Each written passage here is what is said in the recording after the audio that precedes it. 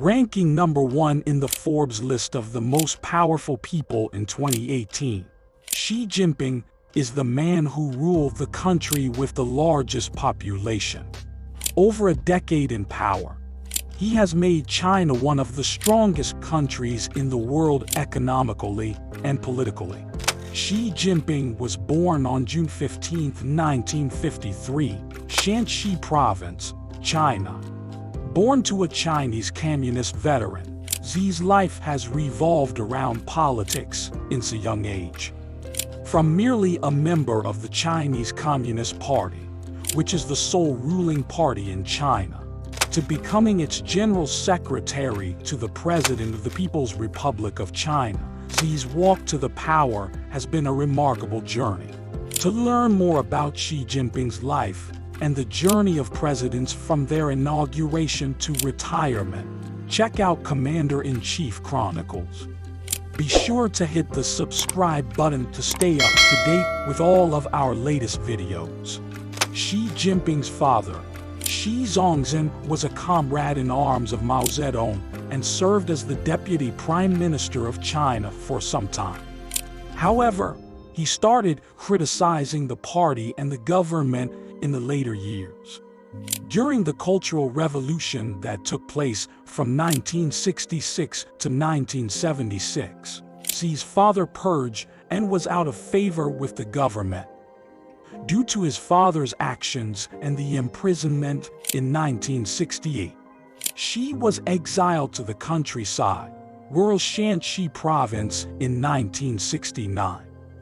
His childhood was spent in relative luxury in Beijing, but in the exile, he had to work as a manual laborer in an agricultural commune for about 7 years. During his time in the exile, Xi was able to form good relationships with the locals. He officially joined the Chinese Communist Party, CCP in short, in 1974 and served as a branch secretary in Liangqiu. The following year, he started attending Tsinghua University in Beijing to study chemical engineering and graduate in 1979. After graduating, he worked under Zheng Baiao, who was the vice premier and the minister of national defense in the central Chinese government, as his secretary. In 1982, he gave up the position and left to work as a deputy secretary for the CCP in Hebei province. Later he became a party committee member and vice mayor of Xiumen, Fujian province. While in Fujian, he got married with Peng Yuan, who was a popular folk singer, in 1987. In 1995, he was appointed the deputy provincial secretary of the party. Xi became the acting governor in Fujian in 1999 and the governor in 2000. During 2002 and 2003, he was elevated to serve as the acting governor of Zhejiang and the party secretary. Following a scandalous situation of the upper leadership in Shanghai, he became the party secretary of the city in 2007. He focused on rehabilitating and stabilizing the financials of the city during his brief period there.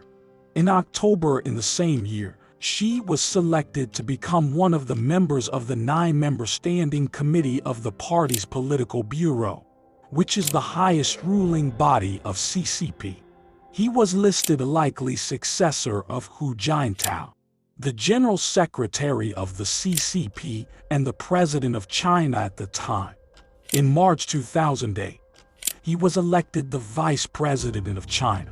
His main focus in this role was to develop international relations with the fellow countries.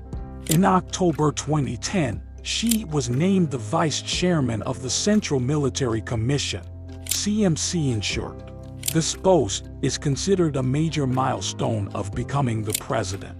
He was re-elected to the now 7-member standing committee of the Political Bureau in November 2012 and became the successor to Hu as the General Secretary of the CCP.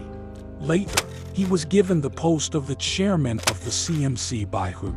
All these positions lead to Xi Jinping getting elected the President of the People's Republic of China by the National People's Congress on March 14, 2013.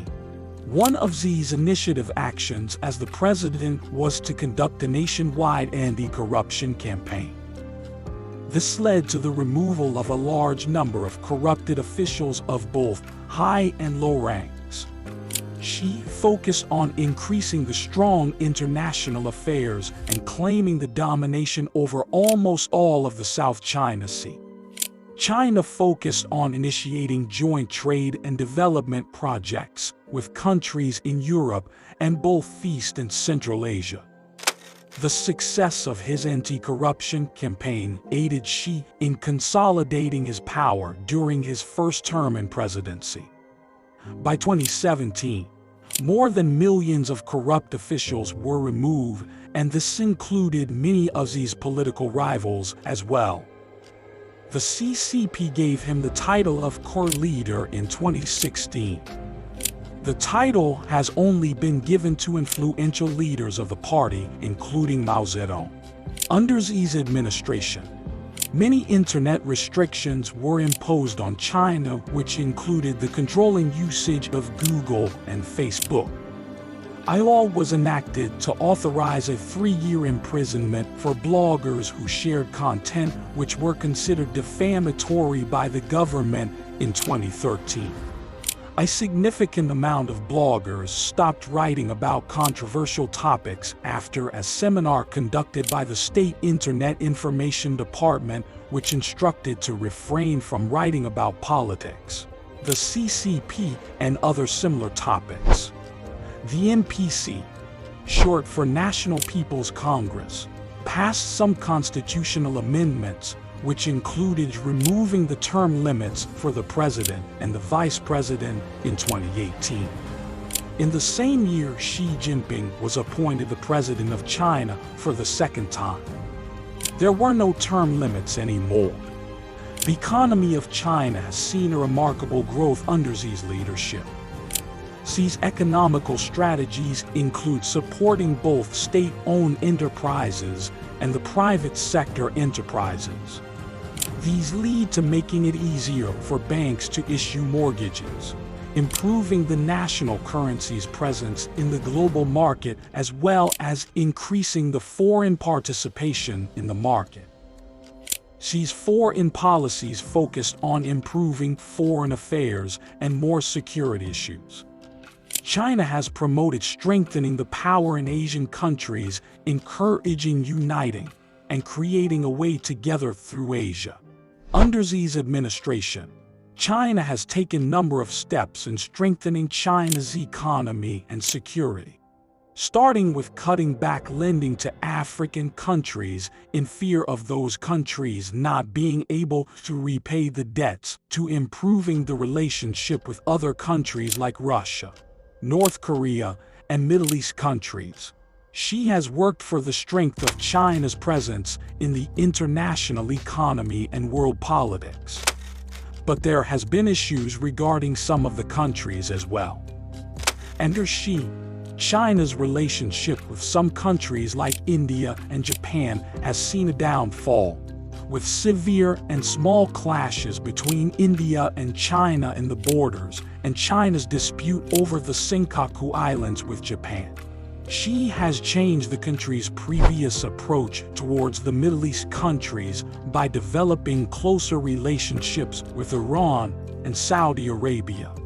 One of the more important international affairs that changed under Xi's rule is with North Korea. A visible improvement can be noticed between the two countries after meeting between Xi and the North Korean leader Kim Jong-un. The relations with Russia have been stronger during Xi's presidency. China and South Korea has maintained an up and down relationship over the years of Xi's leadership.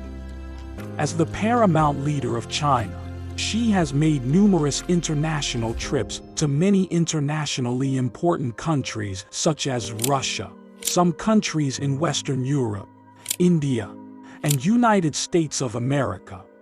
One of the greater challenges Xi faced during his reign is the COVID-19 pandemic. The Chinese government responded to the outbreak of the virus through a lockdown starting in the Wuhan province where the virus was first spread. After the outbreak of the virus was under control in Wuhan, Xi took actions to suppress the virus within the country by mass testing projects and local lockdowns. These political ideologies and philosophies were decided to be part of CCP's party constitution by its Central Committee. His political philosophies are generally known as Xi Jinping thought on socialism with Chinese characteristics for a new era. Xi Jinping is described to be a secretive leader with how his political decisions are made and not being a subject that is publicly known. He's known to be a hard-working, down-to-earth, cautious, and pragmatic leader. Thank you for watching. If you're hungry for more fascinating tales about the remarkable journeys of our world leaders, then make sure to hit that subscribe button.